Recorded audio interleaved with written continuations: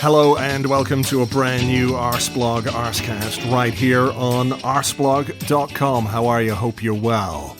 I'm in New York City right now. I've just got to my hotel after a pretty horrendous day of travel. A flight that was supposed to take off at 11 a.m. was delayed until 2 p.m. and it didn't take off until after 3 p.m. And despite the fact I booked with Aer Lingus, I ended up going with a company called... what were they called? Wamos Air. There was a technical problem with the Aer Lingus plane. Wamos Air stepped into the breach. And look, we're here, we're fine, we're safe, we're sound. But it would be fair to say that this is the kind of plane that the fucking Wright brothers would have considered a bit basic. And got to New York, got to JFK after all the delays, after the 7-hour flight, whatever it was.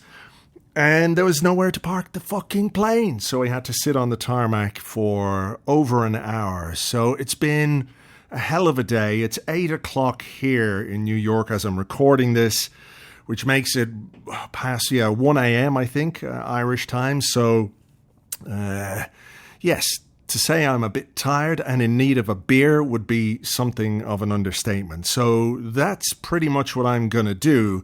I thought I was going to have loads of time to do the intro and all the bits and pieces for the podcast that I would normally do. Unfortunately, because of all the delays, I don't. However, there is a podcast. You will have to excuse the production values this week. This is not what I was envisaging. However, I did speak to Philippe Auclair earlier in the week on Wednesday. We talked about tickets. We talked about Arsenal. We did all that. So without further ado, I'm going to play that for you guys. I'm just going to put the music at the end of it. I'm sorry, there's no end bit. There's no goodbye. I just need to get this out and up for you guys. So here it is. Here's this week's Arsecast. We will have a preview podcast for you on Patreon, by the way. So join us for that at patreon.com/Arseblog. For now, over and out. Happy listening. And I think it is time for a beer. Okay, joining me now on the Arsecast. Delighted to welcome back Philippe Auclair. Hello, Philippe. Hello to you. Can we start by talking about the issue surrounding Arsenal's game against Chelsea, which this week was moved at very late notice from Saturday at 5:30 on the 29th of April to Tuesday, May 2nd at 8 p.m. Now, given the fact that Arsenal are playing Manchester City on Wednesday away from home, there are obvious benefits to the team and the players because it gives them more time to recover. But the game was already rescheduled to this 5:30 p.m. TV slot. People from all around the world and all around the UK, for that matter, have made travel plans and booked hotels and booked flights and all of those things. The explanation we have is that there are issues with policing levels because of the coronation, which is taking place the following weekend. So police apparently are being told to take leave the weekend before. That means that they can't then provide sufficient cover to police this game, even though they said they could do it if the game took place earlier on Saturday, which, you make your own mind up on how credible that sounds. I suppose the question I have is the wider issue rather than the specifics of this game is, yet again, fans who pay a lot of money to travel, whether they're coming from the north of Scotland, the south of England, North America, all over Europe, wherever it is, are being left out of pocket. And beyond being left out of pocket, many of them are now unable to get to a game that might have been their only chance to see Arsenal this season. Could be their first chance to see Arsenal in their whole Arsenal supporting lives. I mean, does there need to be a rethink as to how games are scheduled and maybe a moratorium put on the time frame after which changes cannot be made? I think this is a dossier that should be put on the table of the football regulator as soon as there is a football regulator in England. Because I'm like you, I'm a bit shocked. I'm grateful for it because I couldn't have made the game if it had been on the original scheduled date, and now I will be able to be there. But that's a very, very, very thin silver lining. It's just appalling.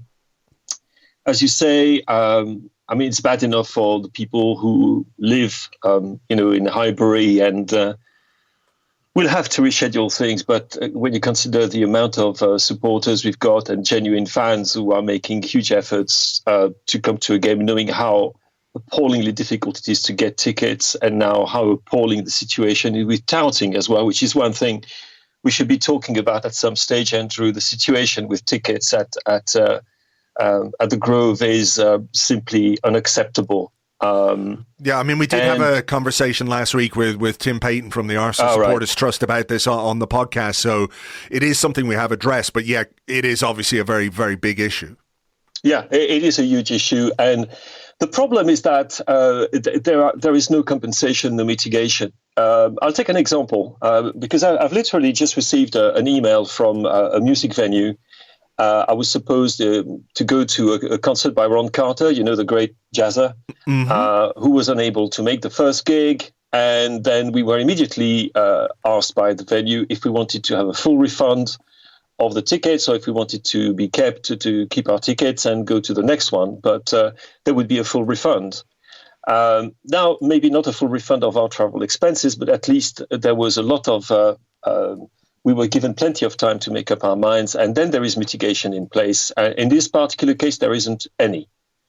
It's not as if the club said, well, because of that, if you can't make it and you had a valid ticket and you've booked a hotel room and a flight or a train journey, and we'll compensate you for that, at least in part. And there's nothing of that kind. It will never happen, will it? So, no. Yes, it's when you look at it, when you think about all the song and dance which has been made about the fantastic support that the home crowd has been giving the team throughout the season, which has been absolutely unbelievable at times, that really that stinks. This said, it's not an issue which only concerns Arsenal, and you could say that in this particular case, Arsenal have got absolutely nothing to do with it, that it was a decision that was taken by other parties, external to football, and which yet again shows that football fans come very, very low in the list of priorities of people who should be given any attention when decisions of that kind are made. This is part of the general view of football in which fans are commodities. And basically they're expected to do their job, which is to provide atmosphere and support, and therefore enable the Premier League to sell itself as a vibrant competition and so forth. But then when it comes to when matters comes to a head, we don't care. So television is the first thing, obviously, that will have the broadcasters will have a say in when exactly the games are held. It's bad. It's not awful. It's worse in other countries. You know well about Spanish football. For and the sure, fact that, there it is. It's reached a kind of summum in the ridiculous. We're not quite at that stage, but when it comes to that, yeah, the stadium will be full somehow. It will be, but loads of people will be out of pocket by considerable amounts of money, and there will be no compensation, no mitigation, just a vague apology, which doesn't cost much, really. No, the statement from the Met Police said that this was a preventative and proactive measure to help mitigate antisocial behaviour and crime associated with later weekend kickoffs. And I think on the one hand, we have to accept the reality that, like football and football fans, there is a measure of policing required. But at the same time, it always seems to be the case that when something like this happens, when, for example, games were postponed earlier in the season and the reason given was, well, maybe it wasn't the reason, but it was strongly intimated that football fans could not be trusted to maintain a minute's silence for the passing of the Queen. It seems like the easiest thing to do is point the finger at football fans. There's always going to be a small minority or, blackguards or whatever. That's something we have to acknowledge. But at the same time, the vast majority of football fans will go and support their team and behave perfectly, throughout a season. So I find that part of it quite annoying that football fans, because of the actions of a very small minority, are all labeled or put in one group as an excuse to implement something like this? Yep.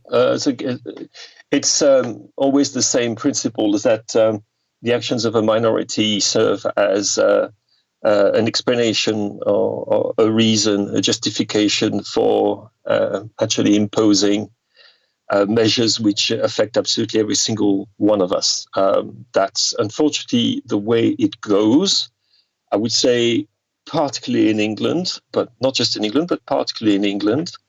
As to the antisocial behavior of fans on a Saturday afternoon or evening, I have to say I'm a little bit confused as to how moving that to an 8 p.m. kickoff on a Tuesday night is going to make it better, because I would think, most of those problems that there are at football grounds, and to be honest, we don't have many at the Grove, do we, are linked to people who drink too much and maybe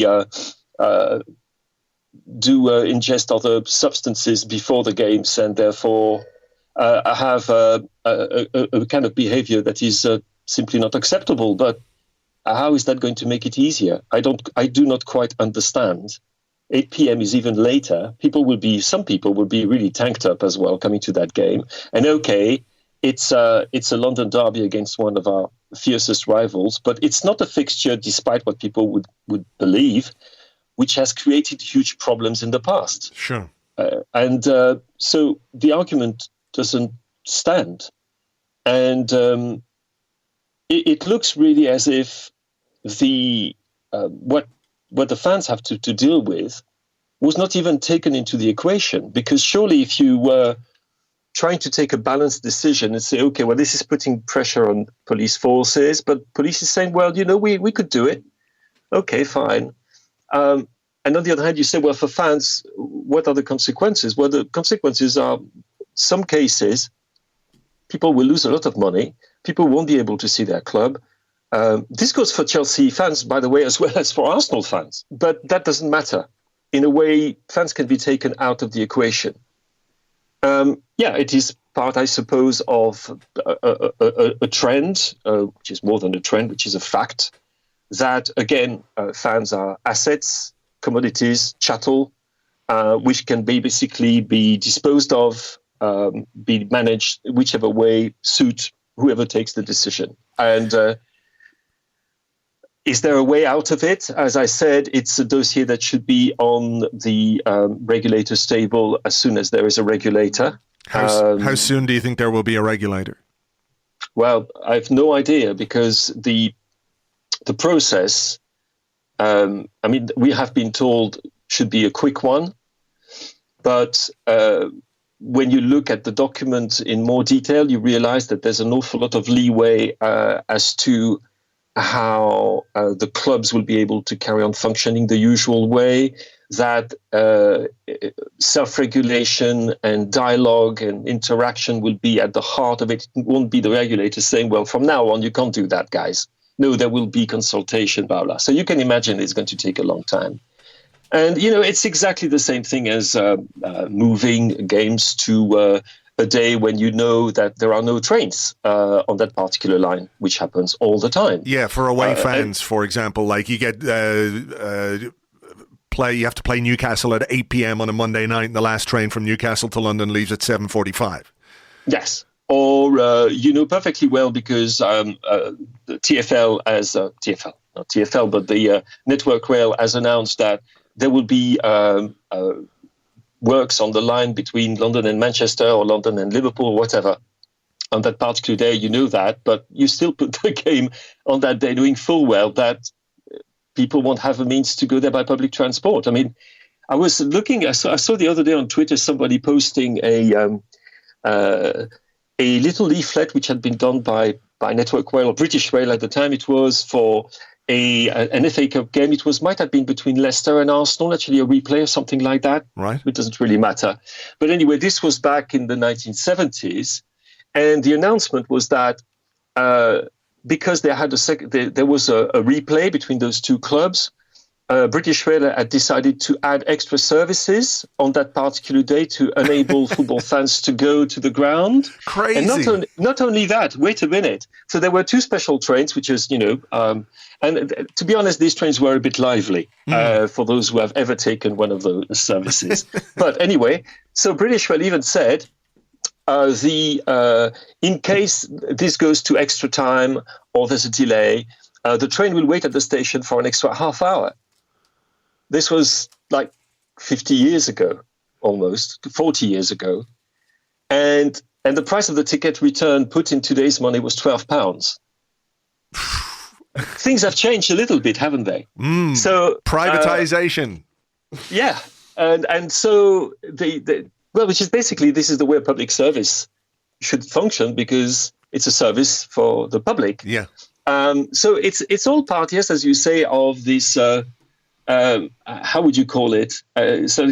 Fans are falling lower and lower down the food chain, while at the same time fans are asked more and more and more in order to support their team, to pay more. I mean, I was talking to a Fulham fan just a few minutes ago who told me that some of their season tickets, the price had almost doubled, and that there were now season tickets at Fulham Football Ground, which were £3,000 a year, which is what the fuck. Yeah, I know, and not in the executive suite, right?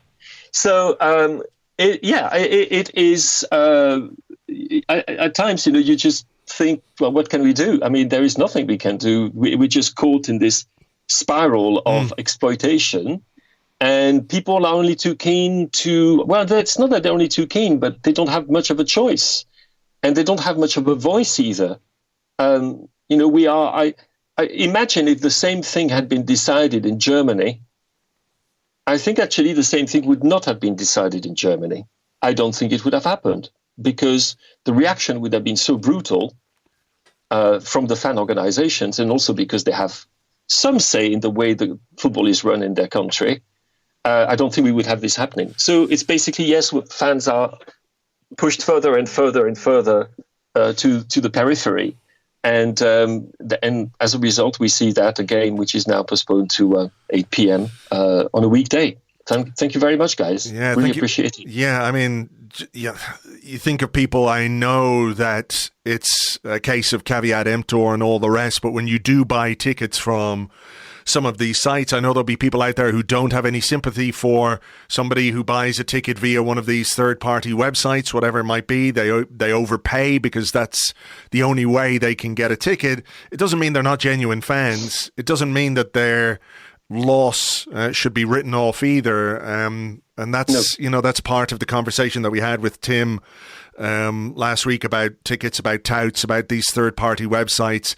Just really, again, to stress to people to be really careful, because even if you get your ticket in the end, something like this could happen. It could completely mess up your trip. Look, I'm sure this won't be the last conversation that we're going to have about the way fans are treated, so we'll see what happens. And I feel sorry for anybody who has their flights, accommodation, all the rest for the Chelsea game, and now is troubled or can't go to that newly arranged date.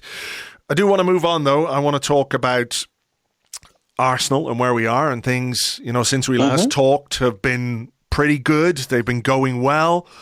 Obviously, there is a game that took place at Anfield, a 2-2 draw, one which left Arsenal fans with mixed emotions, given the fact we were 2-0 up, given the fact that Aaron Ramsdale was the hero right at the end. How do you, now that the dust has settled a little bit, how do you assess a game like that against Liverpool? Do you have to view it in the same way as, the way they say with a derby, the North London derby, form goes out the window, all that kind of stuff? Given the history of this fixture and the amount of late goals that there have been at Anfield down the years, is it a game that you kind of have to just put in a box on its own and look at as a kind of one-off? Or is it maybe just a case that when you're 2-0 up against Liverpool, you need to be better or smarter? Or how do you view it now after a few days of coming to terms with what we saw? Well, I haven't really come to terms with it, is my honest answer. Okay. Is that I think one way of looking at it is that I think sometimes we spend far too much time trying to make sense of what happens on the football pitch. I think an awful lot of things happen that we do not have any control over, that the players themselves maybe do not even have control over. And that I would say for once, I completely agree with what Roy Keane said after the game. And when he was asked about, the question was not exactly about that game, but it was about, what did it take to win the treble? They were talking obviously about Manchester City in comparison to Arsenal. And the question was put with Gary Neville, but Roy Keane interrupted and he said, luck. And I thought, yeah, absolutely. That's great to hear it for once, that, yeah, it's luck. And yes, I would be tempted to put that game in a box like I would put most games in a box. They all have their own logic or absence of logic. They're all flowing. I mean, they are never set in stone. The fact is that we consider them after the event. We've got result bias, obviously. We kind of apply teleology, to use a philosophical term, but backwards, thinking, it ended that way, so it was always meant to end that way, which is completely the wrong way to look at football. It doesn't work like that. And so it's something that that particular game, to me, I still haven't made complete sense of it, because I don't think you can make complete sense of it. I've written a column for Eurosport about the completely ridiculous things which have been said about Granit Xhaka and the impact that the fact that he lost his rag a bit after Trent Alexander-Arnold had lost his, to be absolutely honest, which of course nobody is pointing out. It was in somehow the defining moment. We have absolutely no idea of that. Absolutely no idea. Maybe Liverpool would have reacted anyway. Maybe they wouldn't. I don't know. I can't tell you. It didn't happen. What happens if Gabi Martinelli finds Bukayo Saka with the last chance, or what was the last chance of the game, and we win 3-2. And then nobody would be talking about Granit Xhaka. Nobody would be talking about the great reaction by Liverpool. Or they would talk about it, but they would say Arsenal found the resources yet again late in the game. Nearly did. It's just, it was just a matter of inches, as are all these games. So the one thing that I'm worried about this game is certainly not the result or the performance. I thought the performance was by and large actually pretty damn good. And yes, we were under the cosh, and you've already talked about that. But for once, Arteta's changes didn't really necessarily make sense for once. But it can happen, happens to the best. But it's more the impact that it can have on the team as a whole if they really see that as being 2 points dropped, but in a negative way. I mean, Aaron Ramsdale was on Sky afterwards, and, I watched his interview and I watched Mikel Arteta come on afterwards, and Arteta was, he's very careful with what he says, but he's also a guy who kind of wears his heart on his sleeve. So what sort of a mood he's in when he's talking to the press, whether it's post-game or pre-game or whatever it is. You can tell. He was really upbeat about the way Arsenal played in the first half, and he talked about how nobody had done that. And Ramsdale was saying the manager is, in the dressing room talking about the positives of this. I mean, I would have had a real worry going into these last 8 games if, having been 2-0 up at Anfield, we had lost and one of those late chances went in, and you have that kind of soul-crushing defeat. Yeah. The conceding a late goal to lose a game. There is rarely a worse feeling in football, as we know. We've been there, we've experienced it. Everybody, I think, has experienced that in their lives as a football fan, as an Arsenal fan, or otherwise. So I do wonder if, that message of positivity that exists within the dressing room is, is part of the way Arteta is managing the squad. The one game at a time. Okay, we didn't win this game against Liverpool. We were 2-0 up, but look at what we still did. And we had in the end, as hair-raising as it was, what's the equivalent to a goalkeeper pulling off a string of saves? Is it the same as a striker in the last 5 minutes banging in a couple of goals? It might be. Yeah, it might be. And we've taken 22 points out of a possible 24 since the defeat to Manchester City. Yeah. So, what's the problem, guys? I mean, it's ridiculous. And which is also part of the equation is the fact that, running behind us at the moment is a team that looks pretty unstoppable, and every time it sets on the pitch. which again was the case yesterday when they played against Bayern, even though Bayern were quite threatening at times, but you felt at one point where the machine started to get its act together, it was fairly impressive. So they're setting a standard in terms of results and points that is almost unheard of in the history of the game in England, which is one thing we also tend to forget. What is happening is not normal. In any normal season, the title should be ours. And because we're so far better than anybody else, apart from the other guys. So, which again, it's a question of perception, is how you change the perception that the players themselves will have had of it. You could say actually that they're a huge disappointment at the end, despite the fact that, they were pummeled in the last few minutes, shows that the disappointment was the fact that they really believed they should have won that. And that, in fact, was the kind of disappointment that you're happy with. They were not banging their fists, thinking, at least we saved the point. So this is how high their ambition, how high their aim is, how big their ambition is. So that's not too bad. But the other thing is that I'm a little bit surprised that people, most people anyway, when we look at the run-in and compare the run-ins, and everybody's pointing at the game on 26th of April, and obviously at Manchester City, I genuinely don't think this is going to be decided there. What's going to happen is that either Manchester City or Arsenal or both are going to drop a silly point, or silly 2 points or 3 at a place that you don't expect. Exactly like Manchester City dropped 2 points against Nottingham Forest after having absolutely slaughtered them for the whole game. And then literally, within the last few seconds, they grabbed an equalizer. Who could have seen that coming? I have a funny feeling that, in a way, our friends from Brighton are going to play a big role in that. A very big role in that, because they're chasing a European place as well. They're a really tough side, and they're exactly the kind of side that can cause problems to Manchester City, the way they play. And they could also be blown apart, by the way. Yeah. And they will be playing at home and so forth. So I can't see. It's completely possible that we have problems at West Ham. They're struggling as well. They're fighting for their survival.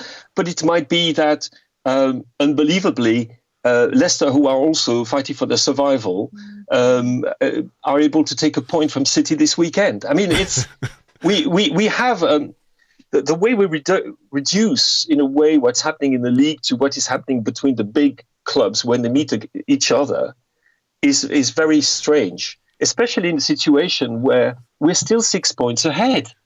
It's like, has everybody forgotten about that? No, I don't think so. I think, clearly everybody understands. I think Arsenal fans obviously understand what it is going to take to beat Manchester City to this title. Because as you say, I've seen a lot of people talk about, not Arsenal fans, but I've seen a lot of commentary, and I know a lot of commentary out there is sort of designed to generate engagement and clicks and all that kind of stuff. But the idea that, if Arsenal don't win the title, it's somehow a bottle job, that somehow we've thrown it away. Sure. You touched on it there, but I did want to ask you about this, that, what's happened in the Premier League in recent years, because of what Man City have built in the way that they have built it, is that in order to win the title, you need to be practically perfect. From the first game of the season through to the last game of the season. Yep. And I think we've come pretty close so far this season to being that, which is huge credit to the players and the manager and everything else.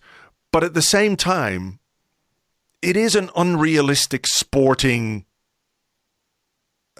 bar, if you like.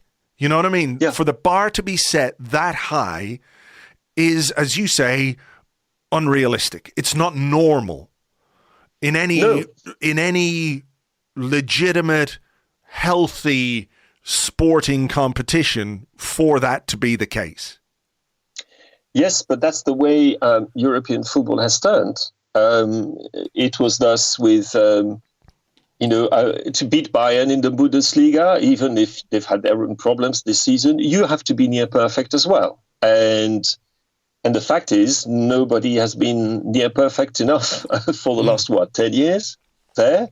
Yeah. To break into the top two in Spain is the same thing. At one point, it was the same when Juventus was working, also an interesting system in terms of the finances, but it was the same. In France, obviously, this PSG is that no matter how hard they try to fuck it up, they don't fuck it up in the end, or very, very rarely. I mean, it's happened in France. Lille managed to do it, Montpellier managed to do it, but that in itself was seen as a miracle. And if you, in a league as well, which is supposed to be the most competitive in the world, I mean, what a joke, that you think that you need 100 or something between 95 and 100 points to win the title, that's insane. Yeah. That's absolutely insane. It's never happened. The great Liverpool side of the 1970s and 1980s didn't get that kind of points. The great Real Madrid when they were winning everything in Europe, with Di Stefano, Puskás, Copa, Gento, and all the others, they were not winning the league by the equivalent of 20 points ahead of the competition. It didn't happen. And it was considered normal that there would be setbacks. And I'm not even sure that what happened at Liverpool, who, we shouldn't forget, beat Manchester City at home 1-0, completely atomized Manchester United, and have actually the third best home record, I believe, behind Man City and Arsenal in the league this season. The fact that we take a point from there and that we've taken 4 points out of 6, out of a team which at this stage last year was going for an unprecedented quadruple. I mean, we have to take all this into consideration. And I'm sure, by the way, these are also things that Arteta, his staff and his players will be talking about, saying, guys, we can only do what we can do. The other chaps up in Manchester, they'll do what they have to do and so forth. If we carry on, we'll win this. It's just as simple as that. If we take 1 point at Manchester City, that's enough. We could even lose at Manchester City and carry on and win the title. And it should be normal. It should be the way. And the fact that it can be presented as it's a bottling job or whatever is insane. It's absolutely insane. But unfortunately, it's the way some people like to present it, because again, I often bore people to death about this, but it's the tyranny of the narrative. Yeah. And there has to be a narrative somewhere, even when the narrative is chaos. And most narratives in football are chaos narratives. It's confusion. It makes no sense. I mean, does it make sense that we beat Bournemouth 3-2, in March, with Reece Nelson scoring that glorious goal in the 98th minute? Of course, it doesn't make sense. Did it show that we were the best team in the league? It didn't. Of course not.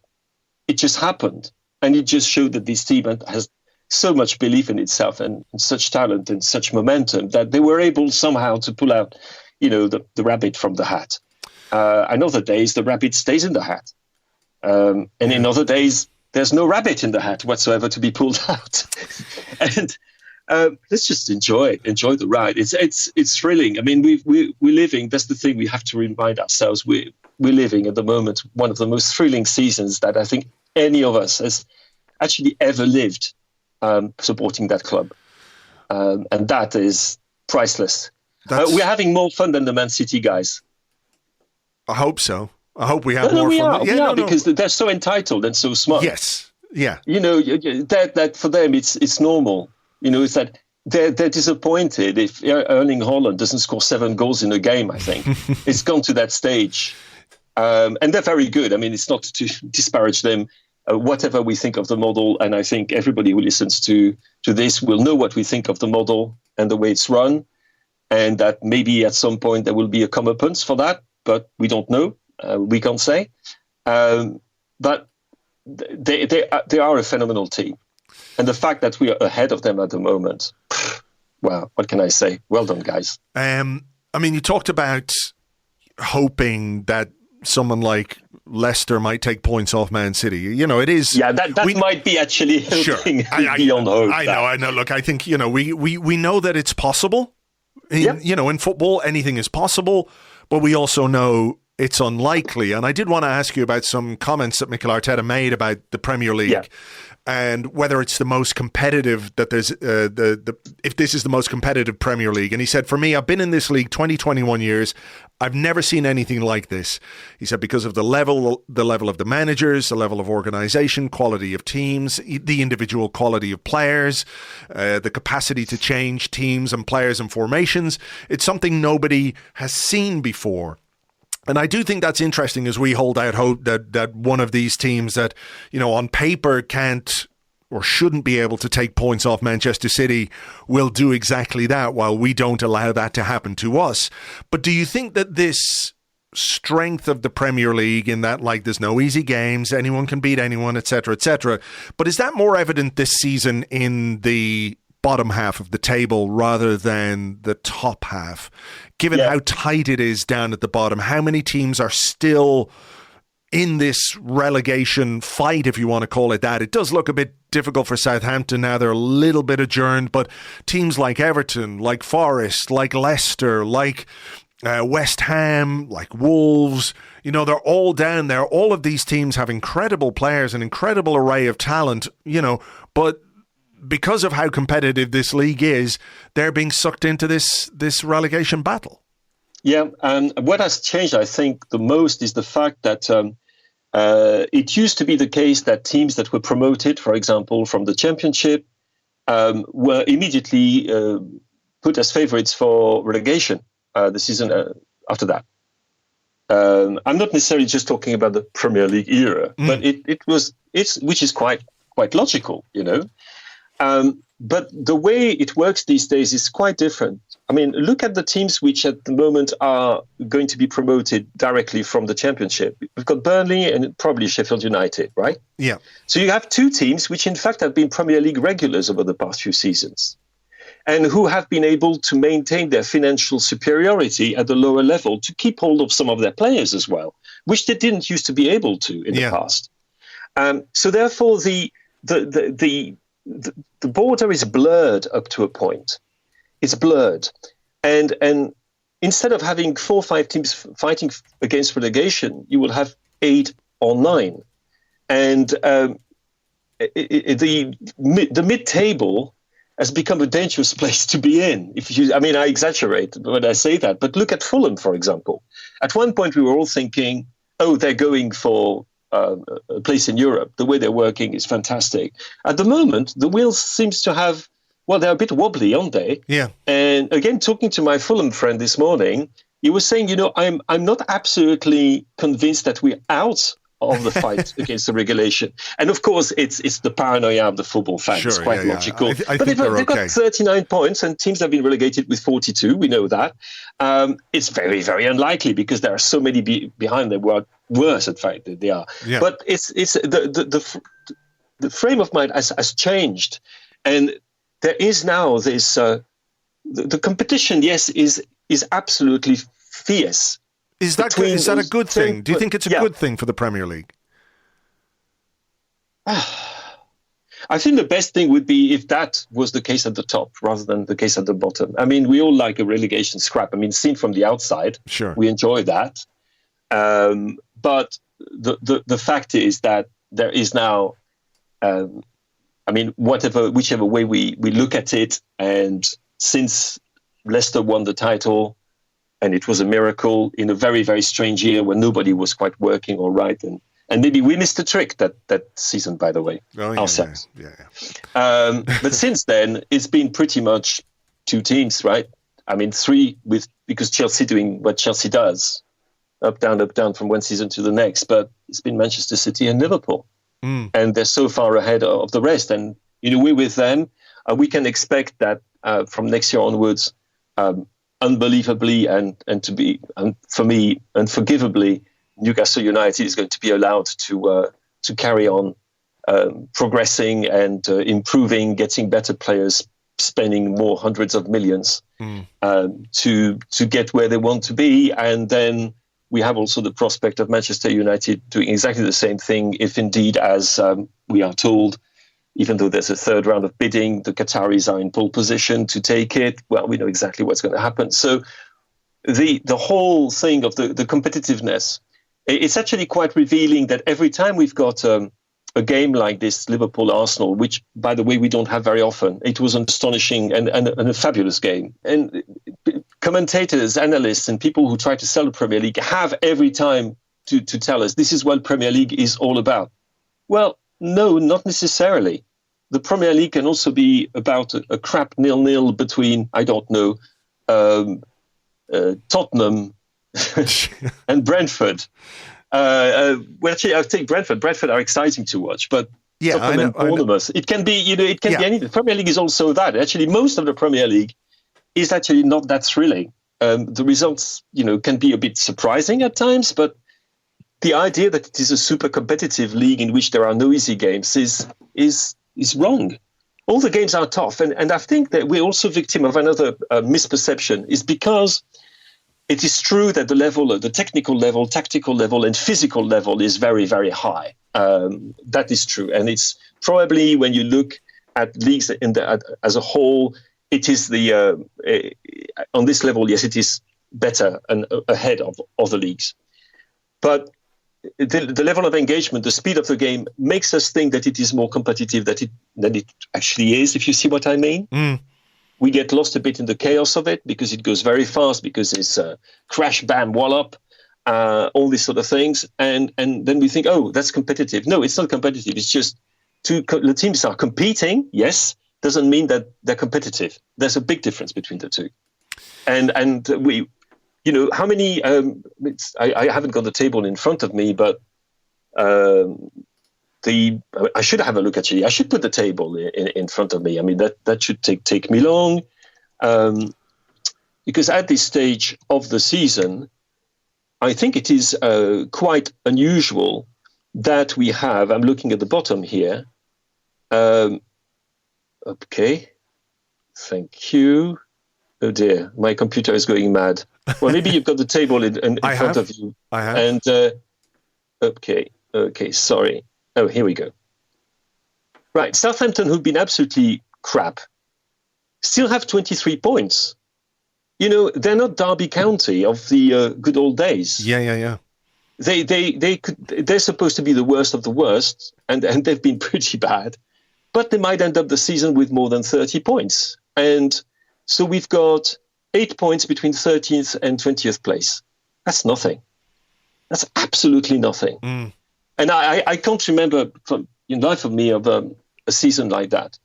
And the differentials are absolutely, colossal. We are now 20 points ahead of Tottenham, who are fifth. That's crazy. It's huge, isn't it? Yeah, we're 17 points ahead of Manchester United. We could carry on like that. It's crazy, but again, it follows the template of what recent seasons have been, as in some teams dominate. In almost hegemonous fashion.